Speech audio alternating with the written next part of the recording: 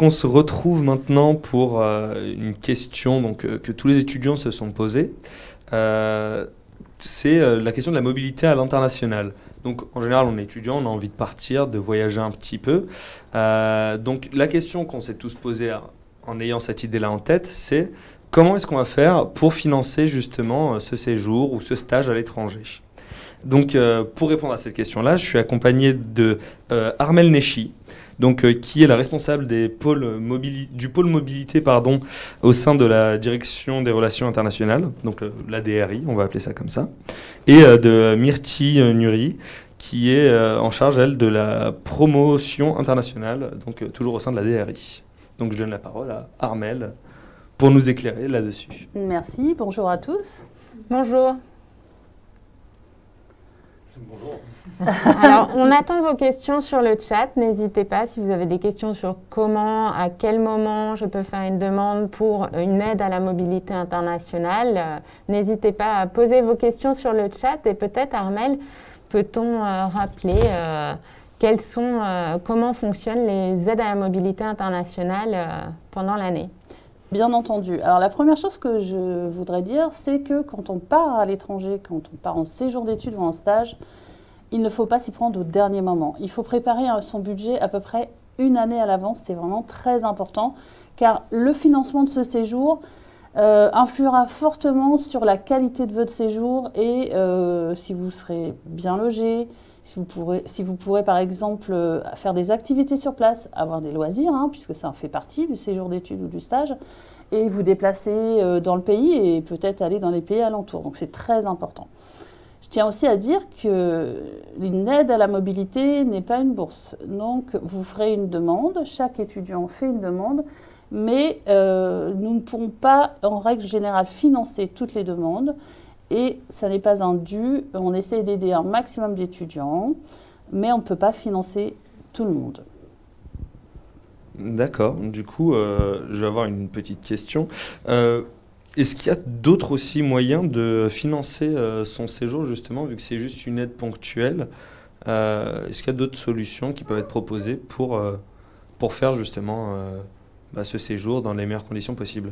Alors en règle générale, le budget d'étudiant, il est financé de diverses façons. La première chose, en règle générale, on demande à sa famille. Ça, c'est une première chose. Ensuite, il y a beaucoup d'étudiants qui prévoient leur séjour, parfois même 2 ans à l'avance. Et de fait, ils travaillent pour financer le séjour. La dernière partie, eh bien, nous, la DRI, et avec les fonds de la région, du ministère, Erasmus, mais de l'argent de l'UPEC aussi, je tiens à le préciser, nous pouvons aider à finaliser ce budget. J'attire d'ailleurs votre attention sur le fait que dans certains pays, notamment en Amérique du Nord, on ne peut pas trouver un job sur place. Donc le budget doit être clos avant le départ. C'est vraiment important. Armel, nous avons déjà une question qui est assez précise. L'idée est de savoir s'il est possible d'avoir une aide pour un stage ou un séjour à l'étranger de L1 et L2 pendant les grandes vacances. Alors, attention, les mobilités financées par l'UPEC doivent faire partie du cursus. Si le stage est imposé par la formation, la composante et qui se déroule sur l'été, oui, ça ne pose aucun problème. Par contre, si c'est un stage facultatif et que l'étudiant décide par lui-même de faire un stage supplémentaire, dans ces cas-là, nous ne finançons pas, nous n'en avons pas la possibilité. Donc dans le cadre d'une année de césure, par exemple, ce ne serait pas pris en compte? Dans le cadre d'une année de césure, on ne finance pas. Ok, très bien, moi c'est clair. Je sais qu'il y a beaucoup d'étudiants justement qui s'inquiètent, qui n'osent pas partir à l'étranger justement pour des questions budgétaires. Est-ce que vous avez des petits mots à leur adresser à ces gens-là? J'ai des petits conseils à leur donner. Justement, le budget, pourquoi il faut le préparer bien à l'avance, c'est qu'il influe fortement sur le choix de la zone géographique dans laquelle on va partir. En règle générale, quand on part en Europe, pour parler de l'Europe dans un premier temps, du Sud, c'est beaucoup moins cher qu'en Europe du Nord. Ou bien, les pays que les étudiants choisissent parfois assez peu, et malheureusement, l'ex-bloc de l'Est, ou alors là, on peut avoir une chambre, par exemple, en Roumanie pour 200 €. Donc, quand on a des petites difficultés financières, vraiment cibler la bonne zone géographique. Éviter à tout prix l'Amérique du Nord qui est vraiment onéreuse. L'étudiant, s'il n'a pas 1 500 € par mois, je ne lui conseille pas de partir aux États-Unis, clairement. Alors, une question qui revient plusieurs fois, c'est à combien s'élève, combien d'euros par mois pour les aides à la mobilité? Alors, il y a différents fonds, je l'ai déjà dit tout à l'heure, le fonds du ministère, Erasmus, la région qui abonde aussi, de l'argent de l'UPEC, mais aussi de l'argent de la CVEC, que les étudiants payent avant de s'inscrire. Du coup, chaque fonds a des règles bien précises, mais aussi des montants précis. Donc, je peux vous donner une fourchette, ça va de 520 à 250 € par mois. D'accord, donc de 250 à 520. Oui. Ok. Oui. Dans ce sens-là, on peut le dire aussi, il n'y a pas de problème. D'accord. Donc, alors, on nous pose aussi la question, parce qu'on a évoqué le travail qui n'est pas possible aux États-Unis. En Europe, en revanche, on peut envisager peut-être de trouver un petit job sur place, en Espagne par exemple. On peut trouver tout à fait un job sur place, cependant, moi je le déconseille aux étudiants. Parce que c'est une année, en règle générale, là on parle d'Erasmus, puisqu'on parle de l'Europe, où les universités ou les associations Erasmus de la ville dans laquelle les étudiants se trouvent proposent énormément de choses. Proposent évidemment des sorties amicales, on va dire. Ça fait partie, les étudiants adorent ça, ce qui est normal, la vie sociale. Mais des sorties culturelles ou bien des week-ends dans les villes qui se situent à côté de la ville où ils sont. Si l'étudiant a un job, il va se couper de tout ça, mais il va se couper aussi du coup de la vie sociale des autres qui n'auront pas besoin de travailler. Donc je le déconseille formellement. C'est un semestre en règle générale, le plus souvent, où il faut vraiment profiter des choses et planifier à l'avance. d'accord, très bien. Du coup, petite question. J'ai oublié. Sur le chat, on en a une en tout cas, qui est de savoir quelles sont les conditions pour avoir une aide à la mobilité. Eh bien, je vous dirais que pour un stage obligatoire et un séjour d'études, tout le monde peut déposer le dossier. On a fait en sorte que le dossier soit numérique, tout étudiant le complète, dépose les pièces nécessaires, évidemment, c'est un dossier administratif, il y a plein de documents à donner, mais tout le monde peut demander, et nous ensuite, charge à la DRI de déterminer qui peut avoir quelle aide et quel montant. Bien sûr, quand nous faisons les attributions, c'est toujours en faveur de l'étudiant. Certaines aides sont sur critères sociaux, d'autres non. Mais l'étudiant, en tout cas, n'a pas de questions à se poser. Lui, il dépose le dossier, il dépose la demande, il donne bien tous les documents nécessaires en numérique. Il n'a pas besoin de se déplacer. Et ensuite, charge à nous de faire le reste. Où est-ce qu'on va pouvoir retirer le dossier en question? Alors, le dossier, il est bien entendu sur le site de l'UPEC, dans la rubrique internationale, partir à l'étranger, financer mon séjour. Très clair, merci. Alors, on a d'autres questions qui arrivent sur le chat, et notamment une question intéressante, c'est quand on est boursier du Crous, est-ce qu'on peut avoir une aide en plus d'être boursier déjà? Tout à fait, c'est la bourse du ministère de l'enseignement supérieur. Alors, il faut savoir que les étudiants qui sont boursiers conservent bien entendu leur bourse nationale, elle ne saute pas du tout, mais ils peuvent avoir un complément de 400 €. D'accord, et on peut cumuler aussi plusieurs aides, par exemple de Erasmus, plus une aide d'un autre bailleur financier? Alors, toutes les aides qui sont gérées par l'UPEC ne sont pas cumulables. On ne les cumule pas simplement parce que nous, on a le souhait d'aider un maximum d'étudiants et d'essayer de financer presque toutes les demandes. Nous ne sommes pas à 100%. On tend vers 100%, mais tout dépend des fonds que nous donnent nos bailleurs de fonds et des demandes des étudiants, bien entendu. Alors là, une question, c'est de savoir est-ce que c'est possible de se retrouver malgré une demande sans aide? C'est tout à fait possible, puisque tout dépend de l'argent que nous ont donné nos bailleurs de fonds et du nombre de demandes que nous recevons au cours de l'année. D'accord. Donc, moi, je vais avoir une question. Avec le contexte actuel, est-ce que c'est toujours envisageable justement de partir, ou est-ce que on est plus sur du on va attendre que tout ça se termine pour se préparer à partir? Alors, le discours de la présidence de l'université, puisque ce sont vraiment eux qui prennent les décisions. Alors nous encourageons, je ne dirais pas fortement, mais les étudiants peuvent tout à fait candidater pour un départ en Europe. sur la zone Erasmus. Cependant, pour tout ce qui est hors Europe, nous le déconseillons formellement. Nous demandons aux étudiants de ne pas partir hors Europe. Il y a plusieurs raisons à cela, notamment le fait que pour être rapatrié, c'est beaucoup plus complexe qu'en Europe. Nous avons vu lors du confinement, nous avons pu évaluer les difficultés qu'ont eu les étudiants à rentrer d'Europe et à rentrer hors Europe. Ça n'a rien à voir. Et en plus, en Europe, c'est vrai qu'il y a une liberté de circulation. Il est plus facile de se faire soigner, etc., etc. Cependant, je tiens quand même à alerter les étudiants. Ils vont pouvoir faire leur dossier. On a passé la consigne pour partir hors Europe, mais nous commençons à recevoir des mails des universités partenaires qui nous disent « Attention, nous, on n'accueille personne ». Donc, on n'abandonne pas quand même, puisque c'est notre métier, la mobilité internationale. Les dossiers vont être lancés dans les composantes pour les étudiants. On va sélectionner des étudiants, on va traiter les dossiers d'aide, mais il se peut qu'au dernier moment, l'université d'accueil refuse l'étudiant. Donc c'est ce qui est arrivé notamment après le confinement. Donc c'est les universités qui refusent d'accueillir les étudiants. Voilà, tout à fait. Alors, une question très précise de calendrier. Quand candidate-t-on pour un départ en janvier et de manière plus générale, quand est-ce qu'on dépose sa demande pour une aide?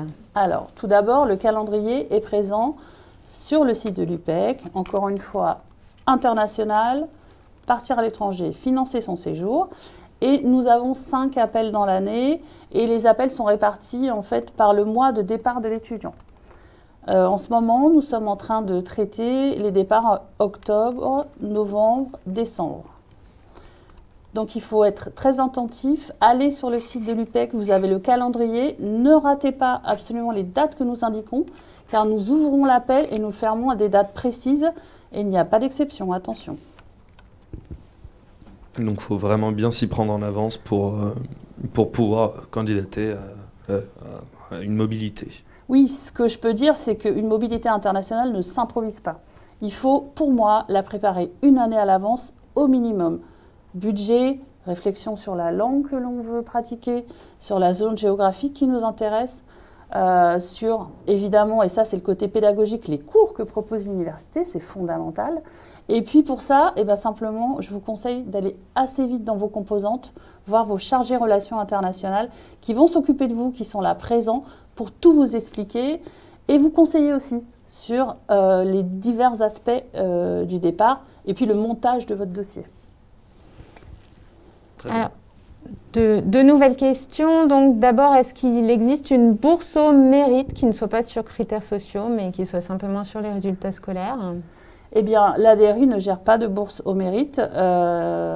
Par contre, il me semble que c'est quelque chose qui peut exister à la fac de sciences.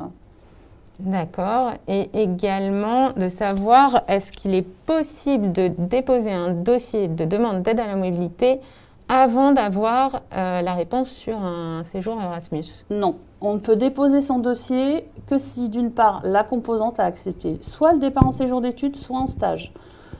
C'est indispensable. Vous avez la vague idée de partir en séjour d'études, nous n'accepterons pas votre dossier. Très bien. Concernant encore le côté financier, est-ce qu'il y a des aides qui sont faites pour trouver le logement sur place? Est-ce que c'est vous qui gérez ça ou pas du tout? Non, nous, on va aider les étudiants qui viennent à l'UPEC pour le logement. Mais par contre, pour ce qui est de l'accueil dans les universités partenaires, c'est très variable. En zone Europe, les universités sont rompues à l'exercice, puisque le programme Erasmus existe depuis plus de 30 ans, et c'est l'université d'accueil qui vous aide. Hors Europe, c'est un peu plus variable. Il y a des zones géographiques, il faut quand même un petit peu se débrouiller tout seul, donc s'y prendre à l'avance pour trouver le logement. D'accord, très bien. Et donc vous parlez de l'accueil des étudiants étrangers qui viennent en France. Et pour eux, est-ce qu'il y a justement des aides est-ce qu'ils ont des aides financières de l'université pour venir ici ou pas? Alors non, ce ne sera pas l'université qui va gérer les aides pour les étudiants entrants, mais il y a des bourses françaises, des bourses nationales, comme la bourse Eiffel ou la bourse du gouvernement français. Ce sont généralement souvent les ambassades qui sont en charge de ça. L'UPEC, par contre, peut aider un étudiant international qui est en difficulté. social, il doit s'adresser là pour le coup, et je pense qu'ils vont passer un moment dans les lives le service Vite Campus. D'accord, donc c'est directement à voir avec le service Vite Campus. Oui, tout à fait. Très bien. Une question de Roland qui demande si on reçoit les aides à mobilité durant le séjour ou après, à quel moment? Alors, évidemment qu'on ne reçoit pas avant, puisque certains étudiants annulent leur séjour. Par contre, on reçoit assez rapidement après l'arrivée sur place. Nous, on demande bien entendu aux étudiants un document administratif, puisque c'est de l'argent public. Donc, les étudiants nous envoient une attestation d'arrivée et nous, on fait le plus vite possible pour verser 70% du montant total. Pour ce qui est des 30% restants, les étudiants doivent nous donner des documents au retour et ensuite nous versons ce qu'on appelle le solde. Et les documents donc, qui sont demandés pour le retour, ça va être des certificats d'assiduité, des choses dans le genre ou pas? Alors, on demande une attestation de présence, entre autres. Et puis après, c'est un peu plus complexe parce que selon les programmes, il y a d'autres obligations, notamment pour Erasmus. Mais tout ça est bien expliqué à l'étudiant quand il a une attribution de bourse. On lui envoie un mail et il reçoit dans ce mail vraiment les étapes pour tout le long de son séjour. Étape 1 avant de partir, étape 2 à l'arrivée, étape 3 au retour. Donc s'il suit vraiment sérieusement toutes les étapes qu'on lui demande, tout se passe très bien et c'est versé le plus rapidement possible. D'accord.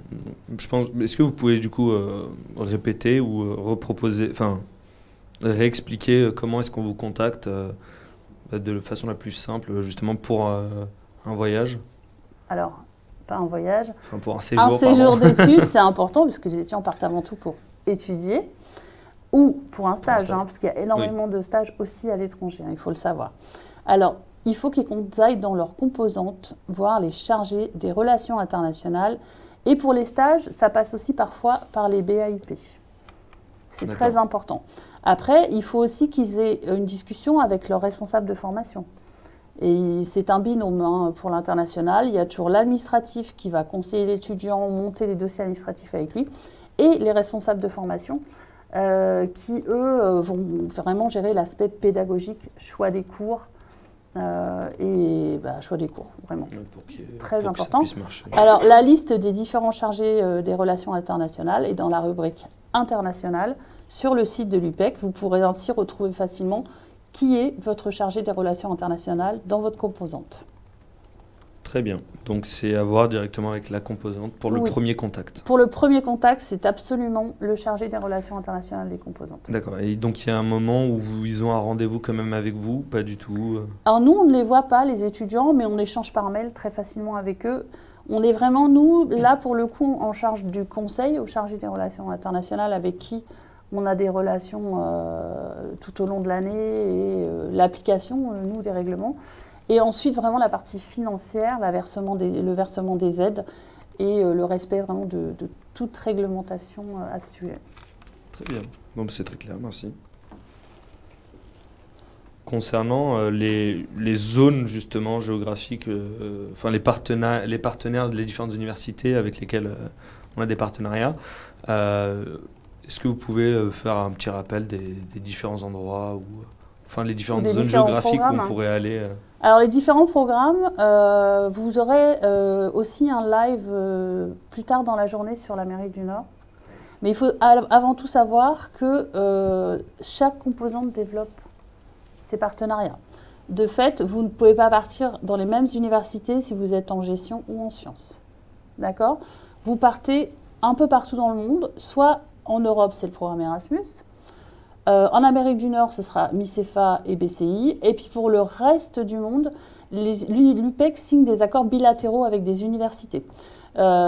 Si votre composante a développé beaucoup d'accords en Amérique latine, vous pourrez partir facilement en Amérique latine. Si ça n'est pas le cas, ce sera plus difficile.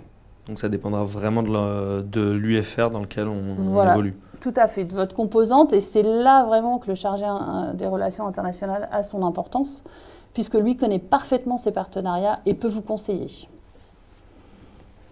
Alors, une question, je ne crois pas qu'on y ait déjà répondu, c'est quand aura-t-on les réponses pour les candidatures Erasmus?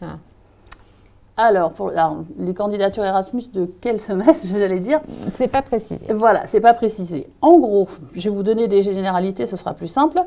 Vous candidatez pour l'année suivante au mois de mars, en règle générale, et les réponses, vous les avez en gros un mois et demi après. Pour le second semestre, c'est en ce moment, dans la plupart des composantes. Pareil, réponse à peu près un mois après. Bon, ça vient assez vite. C'est assez rapide, et si vous avez bien préparé votre dossier, si vous êtes allé voir votre chargé des relations internationales au moins 6 mois avant, même une année, ça ne me pose aucun problème. Ça se fera très bien et très facilement. D'accord. Au niveau des démarches et des financements, justement, donc pour revenir sur le côté financement du séjour, est-ce que c'est le même montant ou l'investissement est le même en fonction de la durée du séjour à l'étranger ou pas?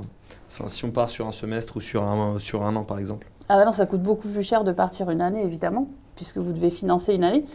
De fait, si votre budget est un peu limité, du coup, planifiez plutôt de partir un semestre plutôt que de ne pas partir du tout. Ce sera vraiment plus facile. J'ajoute que nous, on verse des aides à la mobilité, mais vous pouvez tout à fait demander, par exemple, aux missions locales, demander à certains départements qui financent aussi, demander parfois au CE des parents. Les CE aussi? Ouais, parfois c'est arrivé, j'ai déjà fait des attestations pour les CE des parents. Donc il faut vraiment essayer un peu partout. Alors nous, nos aides à la DRI, on ne les cumule pas, mais vous pouvez tout à fait aller voir d'autres bailleurs de fonds qui pourraient vous aider. D'accord, donc aller chercher les fonds un peu partout. Partout, essayer partout. Ok, super.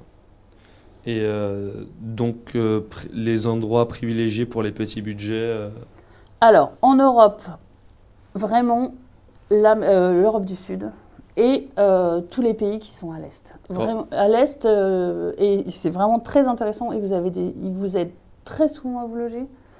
Ils vous trouvent des chambres étudiantes vraiment pas chères. Et donc, pour cela, c'est vraiment intéressant financièrement. Si vous voulez aller encore cette année au Royaume-Uni, hein, l'année d'après, on ne sait pas encore ce qui va se passer pour le Royaume-Uni, vous voulez aller en Suède, en Finlande, en Norvège, là, il faut un gros budget.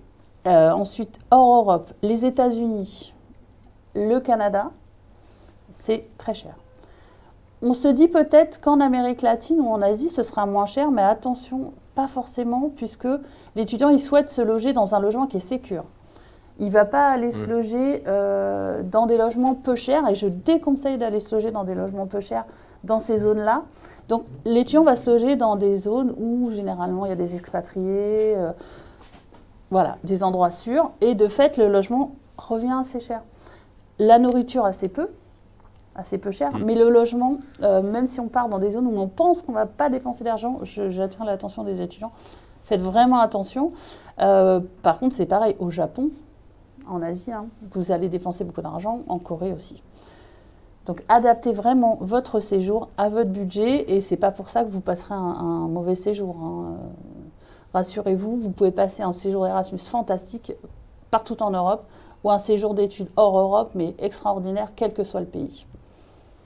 Très bien. Non, c'est clair, c'est très bien. Et du coup, petite question, il est plus intéressant de préparer le budget et ensuite de voir la destination, ou de choisir la destination et préparer le budget en fonction? Première solution. Préparez d'abord votre budget. Il faut absolument que vous en discutiez en amont avec vos tuteurs ou vos parents. C'est très important parce que c'est souvent vraiment eux qui vous financent et qui influenceront le départ. Et surtout, si vous n'avez pas assez d'argent, n'hésitez pas à décaler d'une année. Et donnez-vous les moyens de partir plutôt que de faire quelque chose, de ne pas partir, de vous dire tant pis, j'ai pas l'argent, je ne pars pas. Décaler d'une année. Adaptez vraiment, je ne peux pas partir une année, je pars un semestre. Je ne peux pas partir aux États-Unis, 1 500 € par mois, c'est de la folie, hein, un petit peu. Hein. C'est cher pour un étudiant. Ça reste, c'est excessivement cher pour un étudiant. Eh bien, tiens, je vais partir en République tchèque, par exemple, et ça va très bien se passer. Quel que soit le pays, les retours des étudiants sur les séjours d'études ou les stages, ils sont dithyrambiques, ils sont fantastiques, et les étudiants sont heureux d'être partis, et ils ont grandi. Ils reviennent grandis de leur séjour, systématiquement. D'accord. Et peut-être une question un peu plus générale là, qui est de savoir si c'est Lalissa qui se demande si elle perdra une année en partant en séjour d'études pendant un an. Est-ce qu'elle redouble son année après? Pas du tout, absolument pas. Dans le pays d'accueil, vous choisissez des cours qui sont validés par le responsable de formation ou le responsable enseignant international de votre composante. Pour un semestre, vous créditez, si vous travaillez, bien évidemment, 30 CTS qui seront validés dans votre formation à l'UPEC. Donc, on ne perd pas de temps, on valide sa formation, on grandit, on apprend plein de choses, on s'améliore dans la langue des pays d'accueil ou des cours. Le système de CTS, il est mis en place uniquement en Europe? Alors, c'est un système européen, c'est European Credit Transfer System. Ce qui fait que pour les autres pays, il y a d'autres crédits. Mais on a systématiquement de toute façon une équivalence dans toutes les universités partenaires. Avant de signer l'accord, on a réfléchi à tout ça. Donc on a un nombre de crédits qui est différent des ECTS, mais ils sont validés en crédit ECTS pour valider la formation à l'UPEC. D'accord, donc c'est là tout l'intérêt en fait du dialogue avec aussi le côté les responsables pédagogiques. C'est fondamental. On ne choisit pas ses cours dans l'université d'accueil tout seul. On a aussi une grosse discussion avec le responsable de formation. D'ailleurs, le responsable de formation, quand il connaît ses partenariats, il peut aussi influencer sur le choix de l'université en orientant l'étudiant en disant cette année, vous êtes en licence. Le master que vous voulez choisir après, c'est celui-ci. Je vous conseille plutôt de partir dans telle université ou telle autre.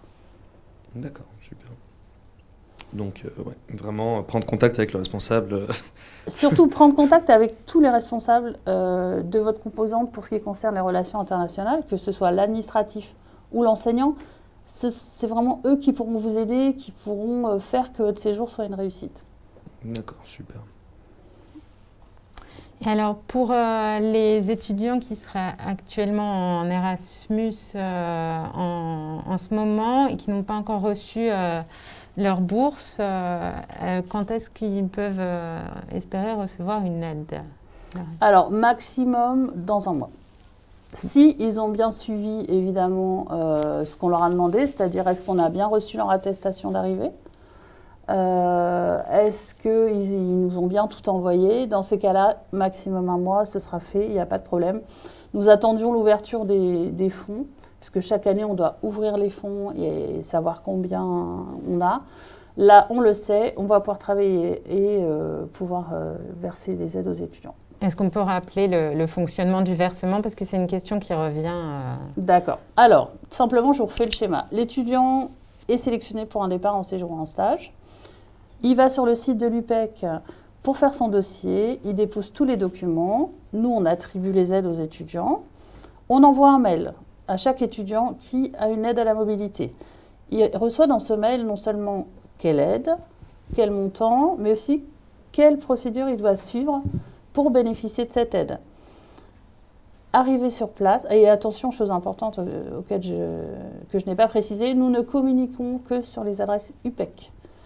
Les adresses personnelles, jamais, jamais, jamais. Donc j'encourage tous les étudiants à bien activer leur adresse UPEC et à bien s'en servir, à aller les regarder, si ce n'est tous les jours, au moins tous les 2 jours. Nous ne communiquerons pas sur les adresses personnelles, puisque parfois on est bloqué ou ça part dans les spams. Donc c'est un problème récurrent. Donc UPEC, adresse UPEC, absolument.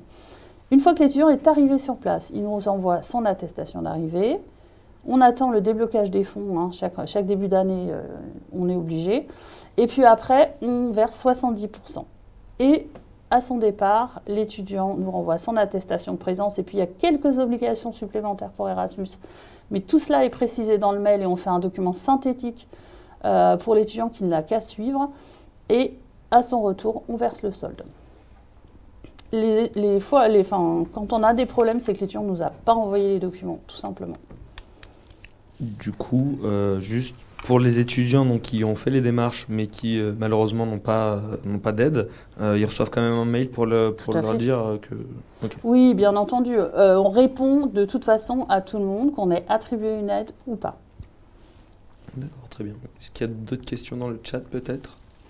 Alors, il y a d'autres petites questions, mais c'est peut-être le moment de rappeler, pour les questions là qui ne concerneraient pas tout ce qui est les aides à la mobilité, à 13 h, nous faisons un point sur le programme Erasmus, donc n'hésitez pas à revenir à 13 h si vous avez des questions au sujet du programme Erasmus.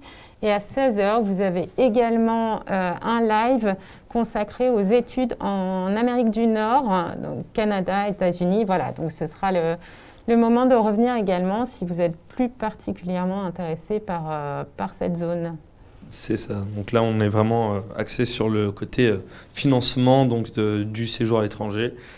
Donc que ce soit, enfin, le financement, il est possible que ce soit donc un stage ou une année donc d'études à l'étranger ou en semestre.